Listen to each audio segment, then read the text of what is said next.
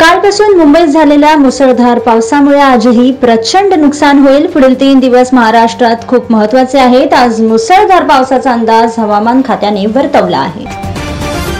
कालपासून झालेल्या मुसळधार पावसामुळे माहीम, ठाणे, सायन येथील सखल भागात पाणी साचले आहे। पाण्याचा परिणाम वाहतुकीवर दिसून येत आहे।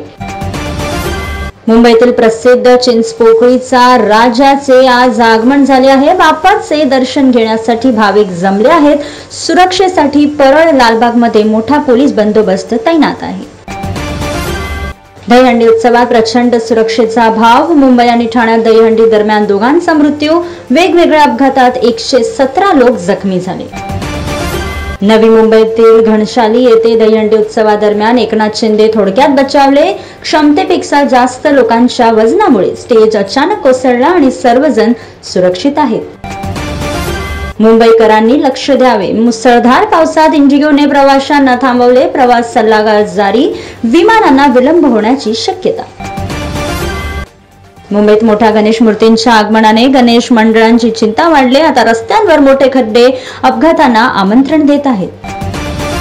मनसे नेते अविनाश जाधव यांनी ठाकरे बंधूंच्या युतीवर विधान केले। म्हणाले की शिवसेना आणि मनसे कार्यकर्त्यांचा डीएनए सारखाच आहे। दोन्ही भाऊ एकत्र यावेत अशी प्रत्येक मराठीची इच्छा आहे आणि लवकरच यावर निर्णय घेतला जाईल। मुंबईतील किंग सर्कल स्टेशन जवळील बेस्ट मीटर बॉक्स मध्ये शॉर्ट सर्किटमुळे मोठी आग लागली। घटनेत कोणतीही जीवितहानी नाही। अग्निशमन दलाचे जवान घटनास्थळी पोहोचले। कालपासून सुरू असलेल्या मुसळधार पावसामुळे आता वसई विरारच्या सखल भागात पाणी भरले। रस्ते तलावात रूपांतरित झाले। बेस्ट बसचे भाडे दुप्पट केल्यानंतर आता रिक्षा युनियन मुंबईतही भाडे वाढवण्याचा विचार करत आहे।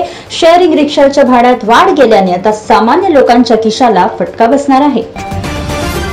कालच्या दहीहंडीचा परिणाम मुंबई लोकल मध्येही दिसून आला। प्रवाशांना गर्दीने धक्का बसला तरीही लोकल ट्रेनमध्ये हंडी फोडून जन्माष्टमी साजरी करण्यात आली। बिग बॉस विजेता अल्वेश यादवच्या दिल्लीतील घरी गोळीबार झाला आहे। घटनेत कोणतीही जीवितहानी नाही। पोलीस प्रकरणाची चौकशी करत आहेत। लोअर परेल मधून एक धक्कादायक घटना समोर आली आहे। डिलिव्हरी बॉय वारंवार बेल वाजवत असल्याने एका व्यक्तीने रागात एअर गन मधून गोळीबार केला। पोलिसांनी घटनास्थळी पोहोचून त्या व्यक्तीला ताब्यात घेतले। पुन्हा एकदा हाय सिक्युरिटी नंबर प्लेटची मुदत आता वाढवली। 30 नोव्हेंबर पर्यंत हाय सिक्युरिटी नंबर प्लेट न लावणाऱ्या वाहनांवर एअर स्पीड स्क्वॉड कडून कारवाई केली जाईल। महाराष्ट्रातील अहिल्यानगरमध्ये भयानक घटना। पत्नीशी झालेल्या वादात 5 जणांचा मृत्यू। एका व्यक्तीने 4 मुलांना विहिरीत ढकलून आत्महत्या केली। पोलिसांनी तपास सुरू केला।